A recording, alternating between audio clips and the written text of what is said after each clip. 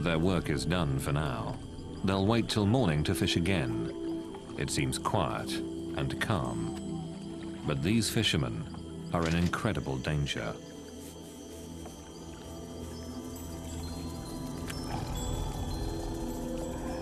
From the forest, they're being stalked by the deadliest tiger in the world. A tiger that can strike from land or water and kill in an instant.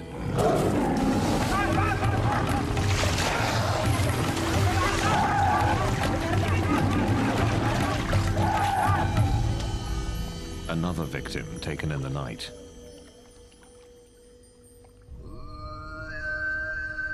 The tigers live here in the Sundarbans, gnarled fingers of thick mangrove swamp that stretch out into the Bay of Bengal.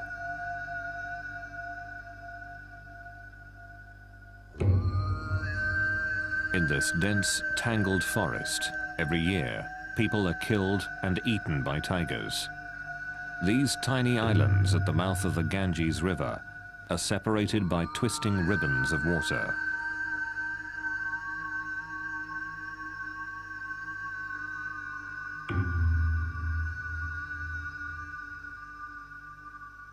The isolated clumps of mud and forest make up the Sundarbans Tiger Reserve.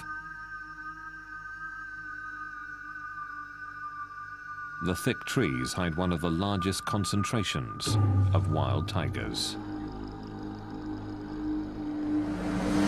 But there's something else that sets these animals apart, and the tigers that live here hunt, kill, and eat humans.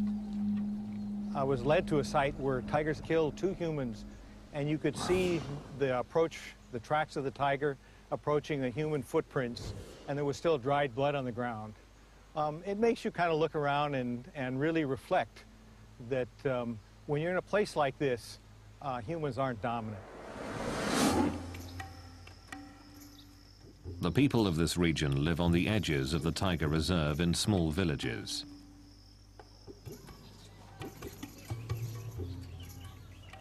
The menace that lurks in the forest surrounds them.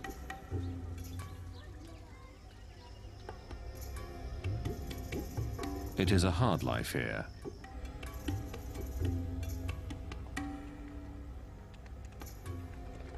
Most make their living by fishing or collecting honey. The best fishing and the richest stores of honey are found deep in tiger territory. Normally, this area is closed to visitors, but authorities do give villagers permission to enter to make a living.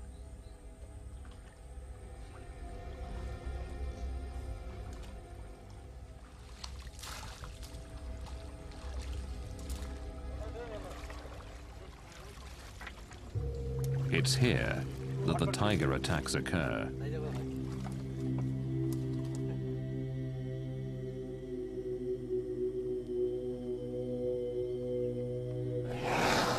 No one knows how many people have been killed by tigers.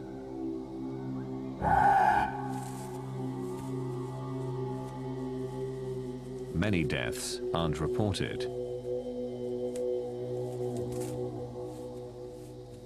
And the bodies of the dead are rarely ever found.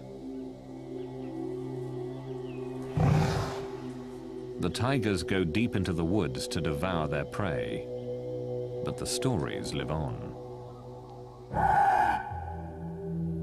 Jamuna Sardar. 4 years ago, her husband went fishing for crabs. It was the last time she saw him alive. Sunil Mondal tried to wrench his son from the mouth of a tiger. He failed. And now his son's wife, his son's family, his son's daughter are all left behind.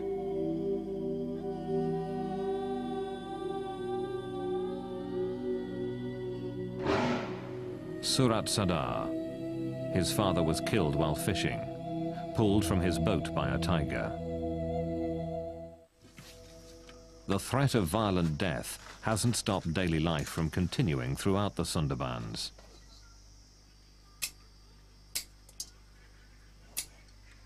Every day, Kamala Mondal can be found at her small village store.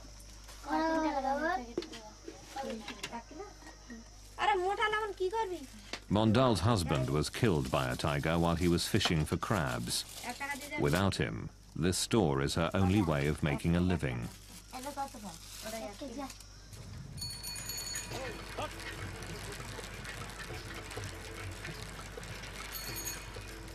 Sudeshna Day is a doctor who works in many of these villages.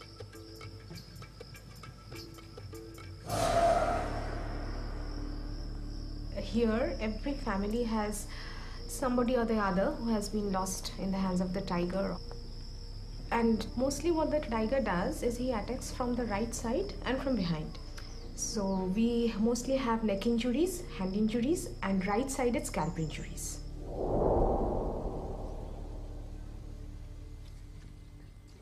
It is very rare to survive a tiger attack. Ashit Mondal is one of the few who have.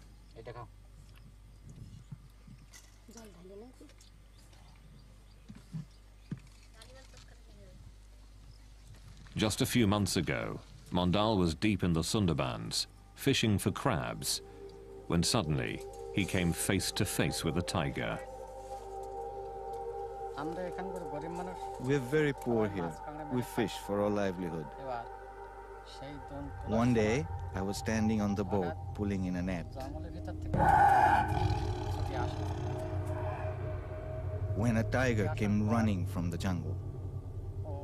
He saw that I was on the boat and came charging towards me. He jumped into the water, then swiped at me with his paw.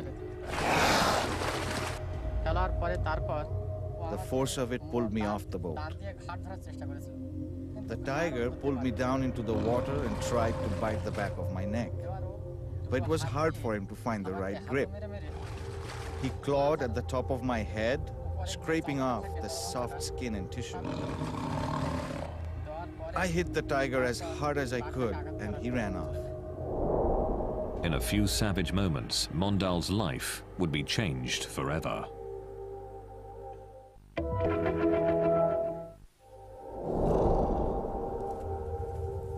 A tiger's enormous forepaws can shatter bones.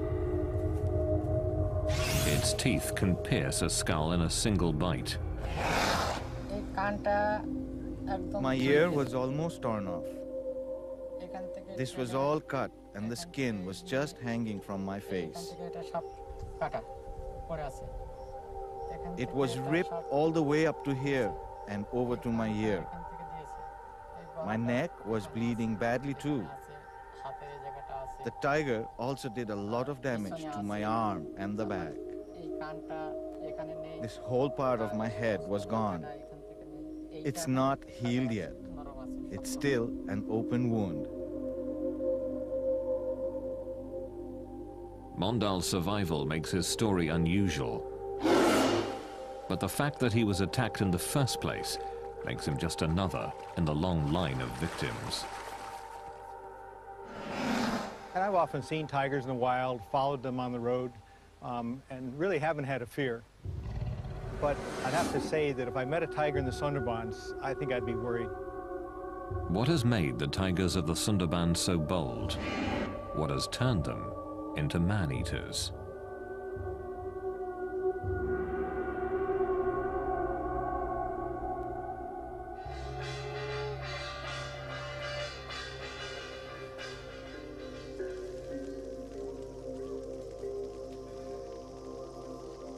Tigers are a deeply entrenched part of the culture in the Sundarbans, a fearsome thread woven into the tapestry of everyday life.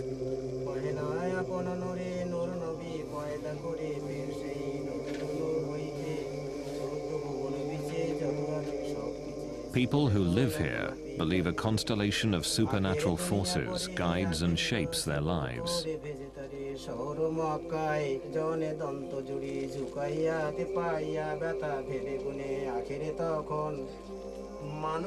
Before entering the forest where the tigers live, the priests and elders of the Sundarbans pray with the villagers, asking for protection.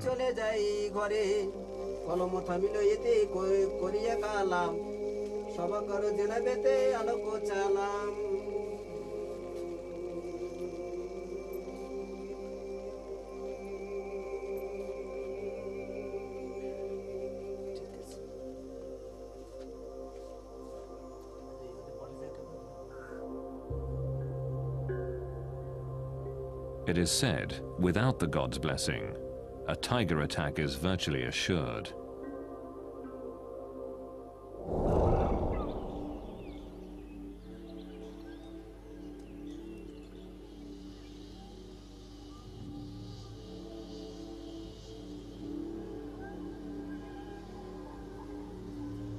Bandhavgarh National Park is one of those places where wild tigers roam. Found in the heart of India, it is one of a handful of tiger reserves in the country.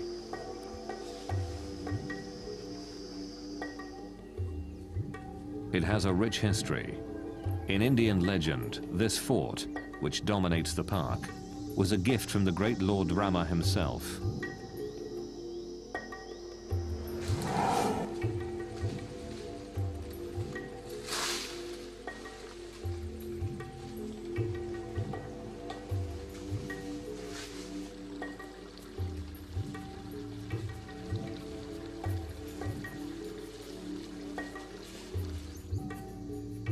Bandhavgarh has become a favorite tourist destination. It's one of the best places in the world to see tigers in the wild.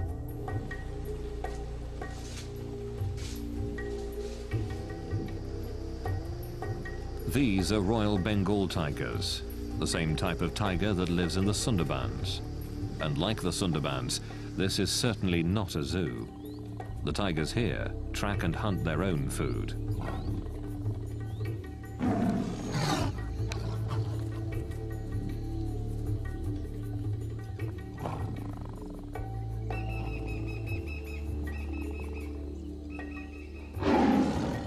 But even with all the people nearby, there's no serious concern of tiger attack. Since the park was established in 1968, no one here has been killed by a tiger. During the same time in the Sundarbans, over 1,000 people have been hunted down.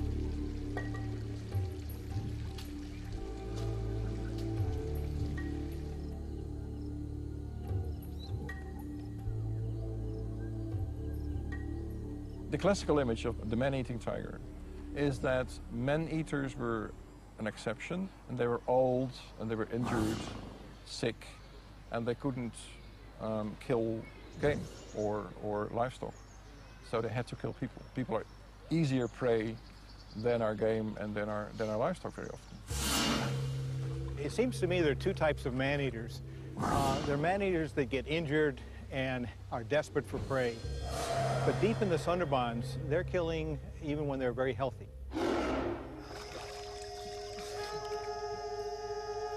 Living in the shadow of the man-eating tigers is part of daily life in the Sundarbans.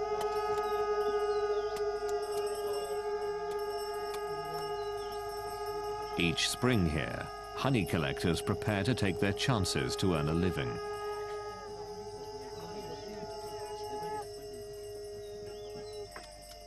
The danger of entering the forest makes this a solemn occasion.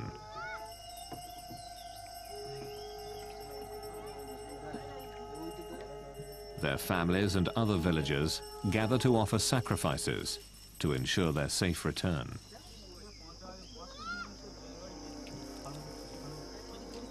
But even with the permission of the park rangers and the blessing of the local priests, men from these villages enter the forest, never to return.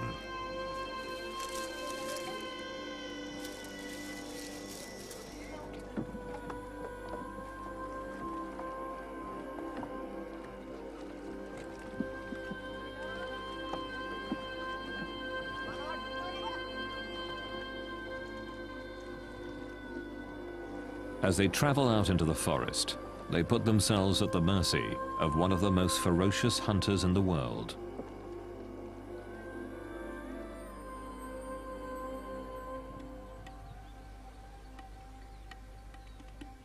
The murky waters, muddy banks, and thick swamps of the Sundarbans make it almost impossible to see the tigers here.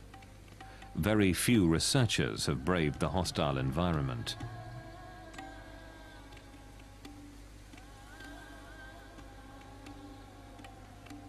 Very little is really known about the Sundarbans tigers. The Sundarbans at first seemed to me a pretty exotic place. Nowhere else in the world do tigers live in a mangrove habitat. And it's hard to walk. The pneumatophores make it, I think, difficult even for tigers to go through some habitat. There's deep mud. But there's one thing that tigers need. There's abundant prey, and that's why there are a lot of tigers there. A census is conducted in the Sundarbans to try to answer one of the most basic questions about the tigers of the region. How many are there? The census takers are forest guards who search the muddy banks of this area for tiger tracks.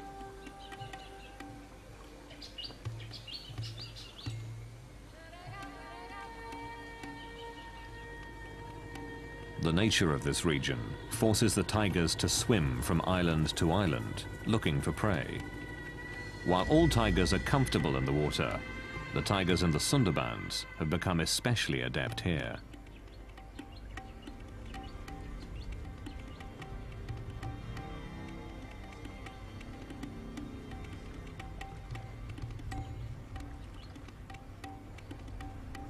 This rare footage captures one of these tigers in the act.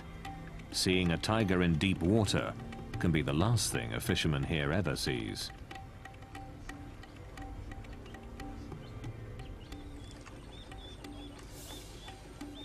The tiger is tracked to where it left the river, but seconds after leaving the water, it has dissolved into the forest.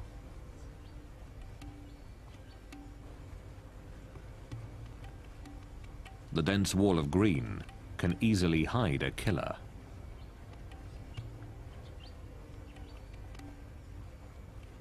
It is extremely dangerous to get off the boat. A census taker offers a small prayer for safety. Field Director Pradeep VS says they take other precautions as well. Apart from the firearms, the 2 or 3 devices which has been devised for Sundarban conditions, one is the tiger guard. This is protective steel body structure, and this also use the bulletproof sheet, which has spikes on the back, because any tiger which attacks a prey or human being, it attacks mainly from back and on the neck. So this takes care of this particular problem. Beside this, we also use the face mask, because most of the time it has been seen that the tiger attacks when you are most unaware of its presence. So a number of times you can try to attempt the tiger fool, that you are watching the tiger from the back. Sometimes, the census takers don't have to travel far to find fresh tiger prints. These marks have been discovered just a few meters from a ranger station, which is protected by a high fence. A tiger has been here within the hour.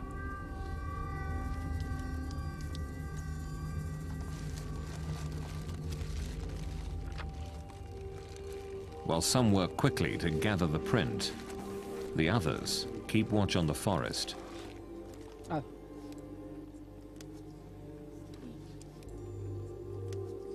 In the year 1995, one of our staff, Prabhas, was actually killed by tiger, and this was a very serious accident, and the whole census operation was stopped because of this. Each tiger's paw print is unique, as individual as human fingerprints. By comparing this imprint to other casts, they can learn if this is a new animal or not. In this way, a rough census of the tiger population is gathered. This paw print, and others like it, are giving insights into this unique animal. Well, the biggest thing we've noticed so far is that the tracks of tigers are really small. So we think male tigers could be even 150 pounds smaller than the big tigers elsewhere. The prey itself may be a part of the reason for the smaller tigers here.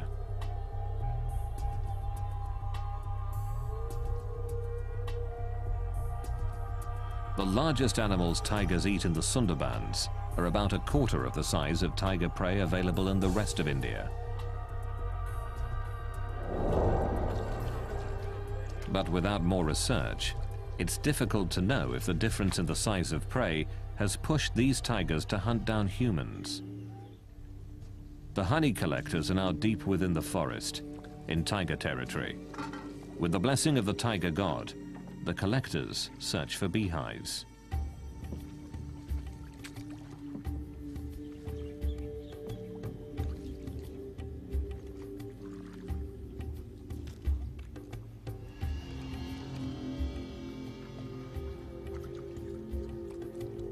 The tigers can be anywhere.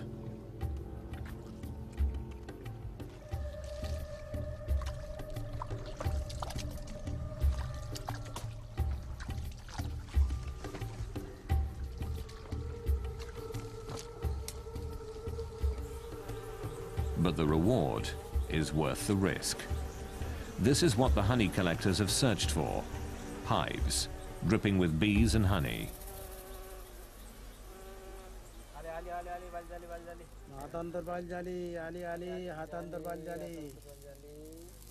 The honey collectors light their bundles of grass to smoke out the bees.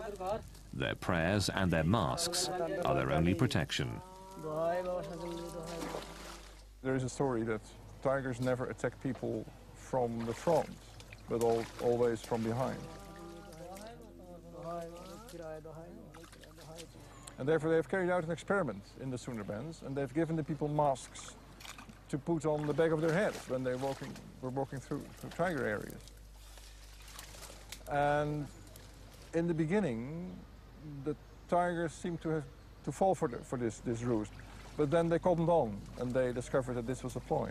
And they again attacked people even though they were wearing a mask.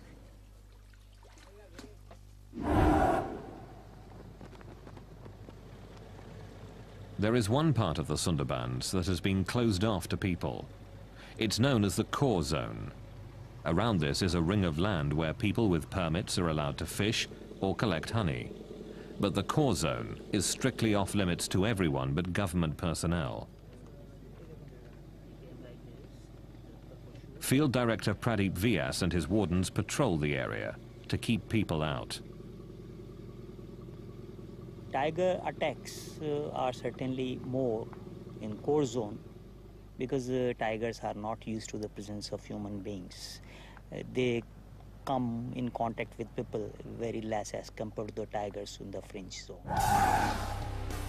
Recently, a group of locals snuck into the core zone. They had no permits, no permission. A single tiger attacked and killed 3 men.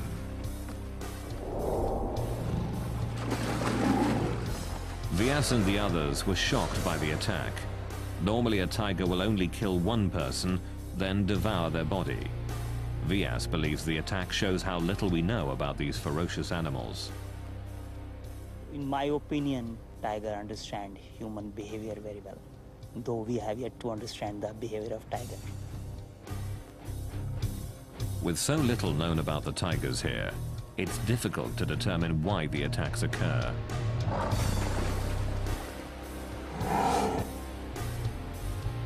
Perhaps the very nature of this place can explain why the tigers in the Sundarbans are the last in the world to hunt humans.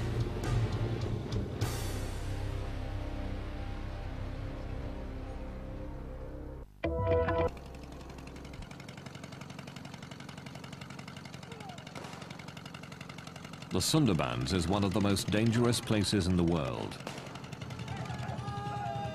Tigers regularly hunt and eat humans.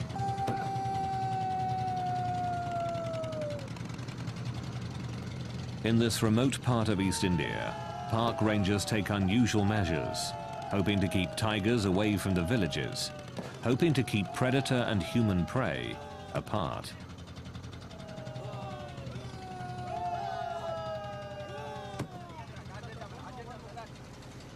Whether this noisy attempt at animal control works is unknown.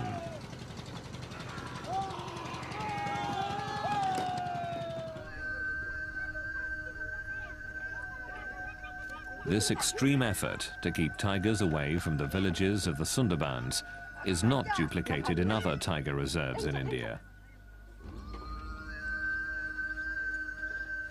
Here at Bandhavgarh National Park, villagers ring the tiger reserve, just as they do in the Sundarbans.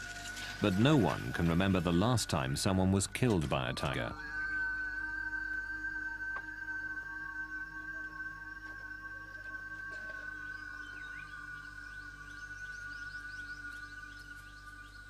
The tigers here don't always keep to the boundaries of the park.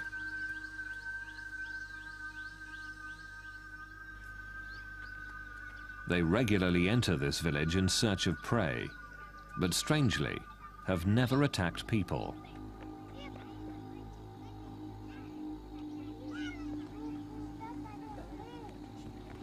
Raising cattle is the primary livelihood here, but the herders have no concern for their personal safety when it comes to tigers.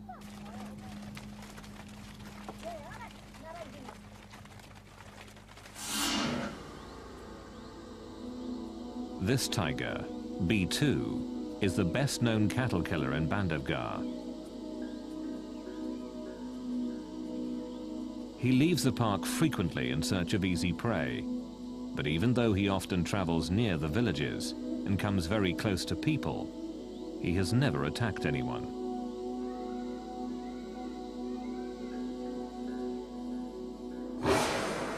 Every day, herders near Bandhavgarh take their cattle out to graze. They don't enter the park, but keep to the land just outside Bandhavgarh's boundaries. B2 and other tigers, of course, don't know where those boundaries are. When B2 sees cattle, what he sees is easy prey, no matter where it is. But when people are about, B2 is loath to attack. People make him wary. People keep him at bay.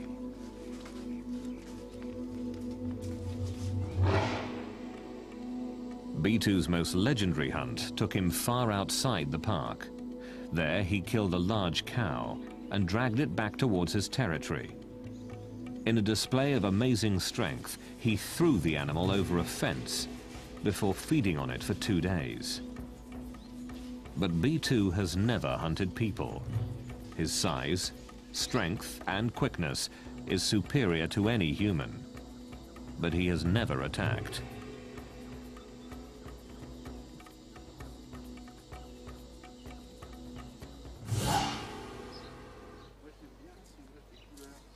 Claude Hadencourt went to India to see tigers firsthand. What he saw almost cost him his life. The tiger attacked the car while we were stopped.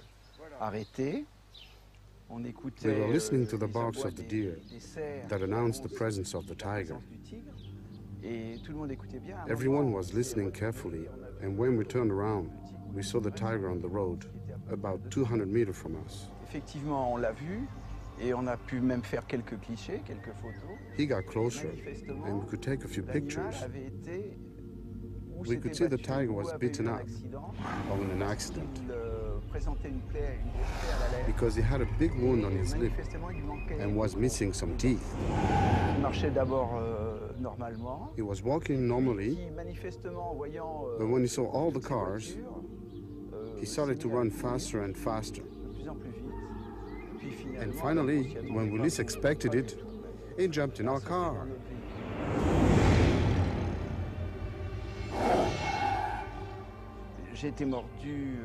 I was bitten on the arm and on the hand.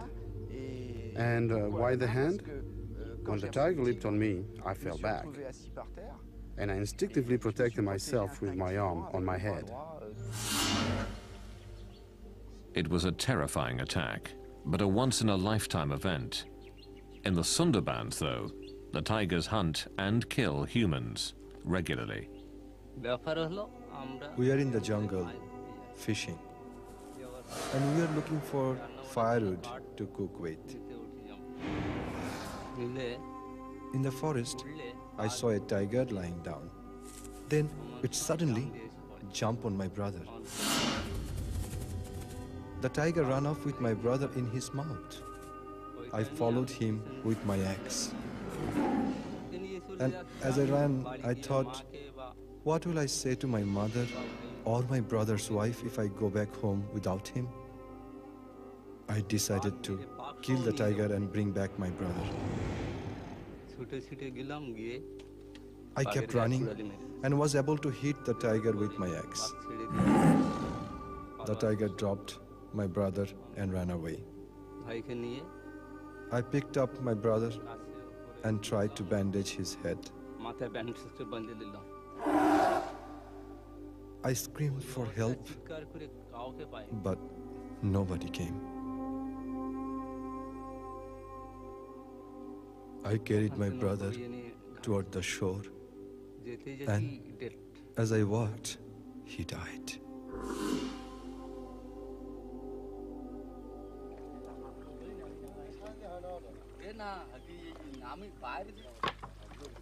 Why do these attacks continue? It's difficult to know what separates the tigers of the Sundarbans from those everywhere else in the world. There are several theories, but little hard proof.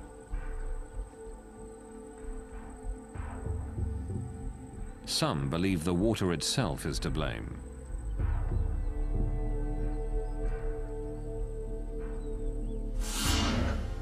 Because the Sundarbans rest on the Bay of Bengal, the salt content of the water is quite high.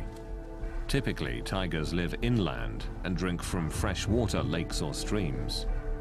Here, tigers drink the salt water, and some believe that a constant diet of salt water has injured the tigers, putting them in constant discomfort.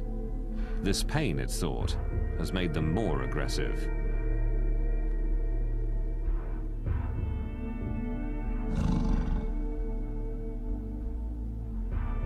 Fresh water ponds were dug to provide an alternative for the tigers, but the attacks persisted. While an intriguing notion, there has never been proof that the high salt content is behind the attacks on people. Another theory is also tightly bound to the waters here. Understanding the tides is crucial to fishing in the Sundarbans.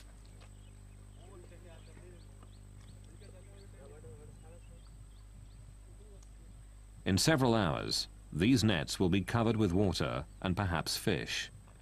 The regular movement of the tides shapes the behavior of the fishermen.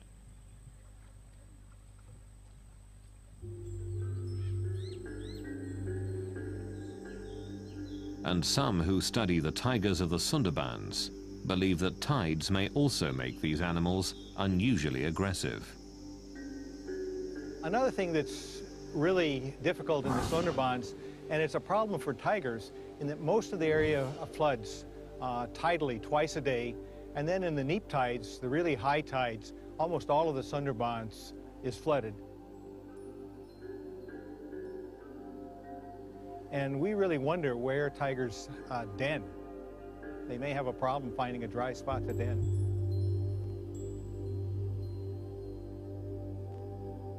There is another theory that the tigers of the Sundarbans are more aggressive than others because conflicts that would be avoided through scent markings have to be played out. When the area floods, scent markings that define tiger territory are washed away.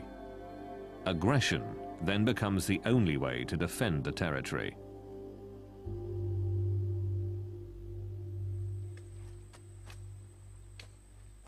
When the water recedes, the mud is left behind.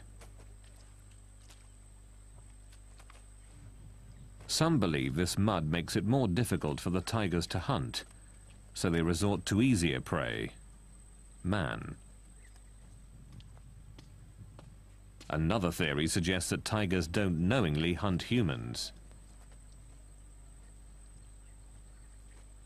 Making a living in the Sundarbans is back-breaking work. Collecting firewood or rigging nets means constant stooping and bending. Some experts believe that in this vulnerable position, tigers can mistake a person for a small deer.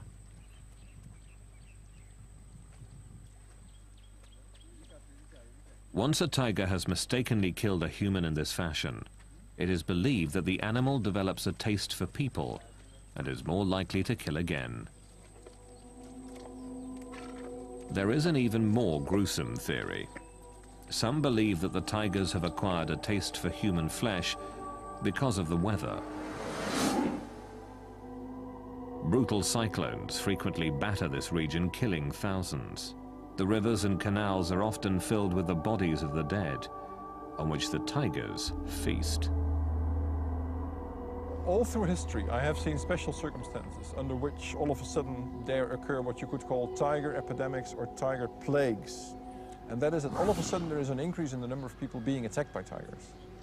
And I would say in 9 out of 10 cases, that is because there has been a sudden increase in the number of dead bodies of people, dead people. Either because of an epidemic, cholera, smallpox, or because there has been a cyclone, a tornado, a flood. And that's because all of a sudden there is a surplus of human bodies. And tigers thrive.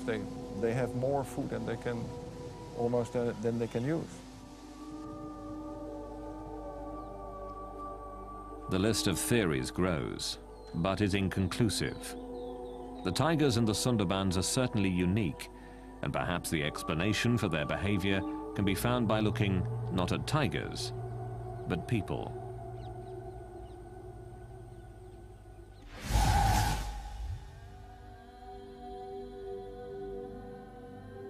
Through the late 1800s and early 1900s, tigers were hunted down ruthlessly throughout much of India.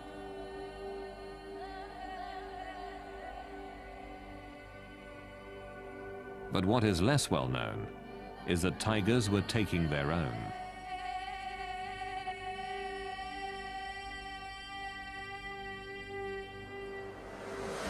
Nowadays, tiger attacks are rare.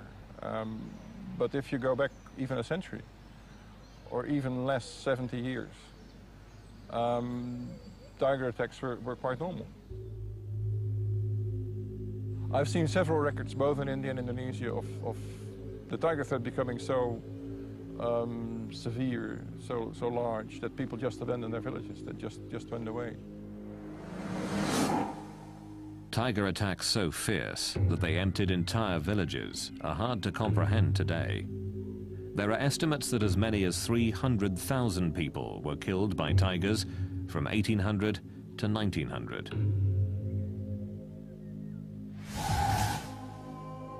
The answer was obvious.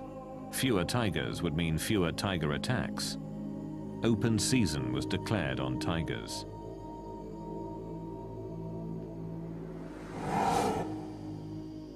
Closely studying this history challenges the belief that only sick or injured tigers have been man-eaters.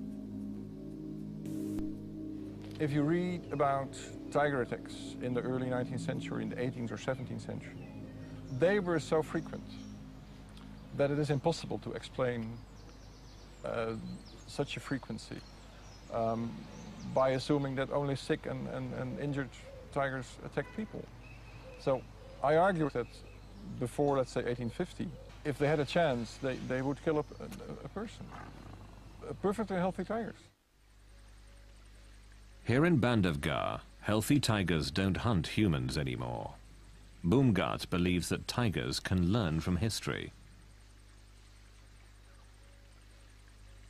Man-eating tigers in almost every part of India were hunted down and killed. The tigers that live in Bandhavgarh learned that fearing humans meant survival. But the massive tiger slaughter that occurred in this part of India did not happen in the Sundarbans. I think tigers across India have faced hunting pressures for a long time, and so they're much more wary of humans than the tigers in the Sundarbans. I don't think the tigers in the Sundarbans are afraid of people. The people don't seem to be carrying firearms, and the tigers know that. The remote and hostile nature of the Sundarbans protected tigers from hunting in the past, and it continues to protect them today. Even when they know that a tiger's a man-eater, if it lives in the middle of the Sundarbans, there's not much they can do about it. They can't really hunt it, and they don't. The dense maze of mangrove swamps allows these tigers to continue to hunt humans, as tigers all across India once did. From mother to cub, tigers here have passed on a taste for humans from generation to generation.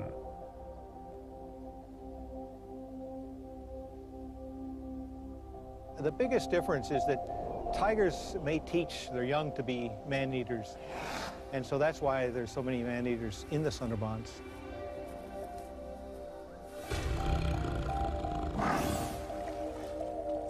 Not fearing humans, the tigers here keep hunting them, and the killing continues.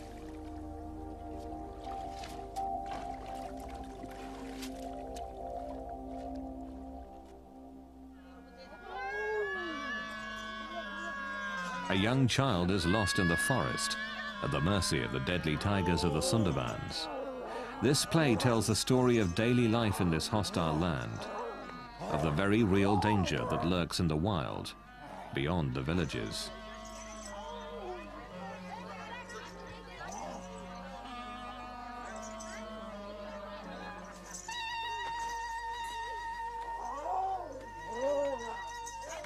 The people here believe that the tiger god, Daksin Ray, can kill if he is displeased. They believe he can read minds to gauge the amount of respect for him, that their survival depends on his happiness, or the intervention of another deity, Banbibi, the goddess of the forest.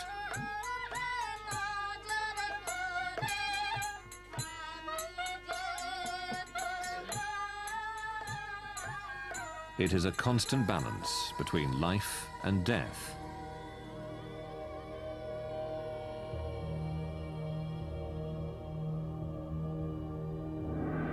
A balance the people here accept.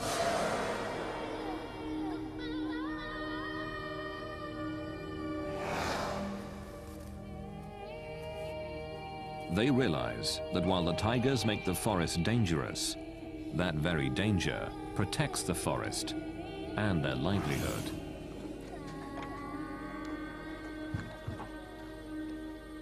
Most of the people in this zone are poor, and for their survival they have to go for fishing and other things. But they also admit that tigers' presence in this forest is essential for their own survival, because of these tigers, these mangrove forests are surviving.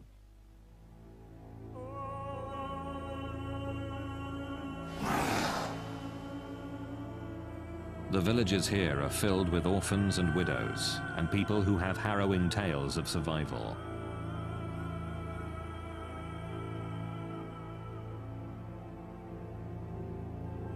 It is the reality of life in the Sundarbans.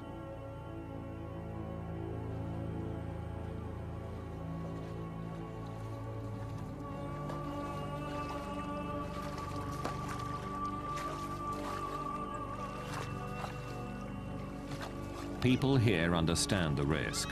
They understand that in the Sundarbans, humans are not the most dominant animal. That if a tiger decides to kill, it can and will.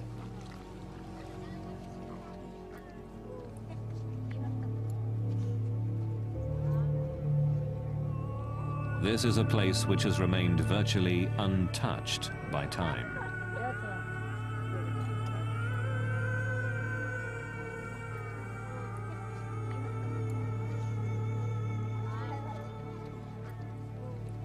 A place where tigers don't live in fear of people,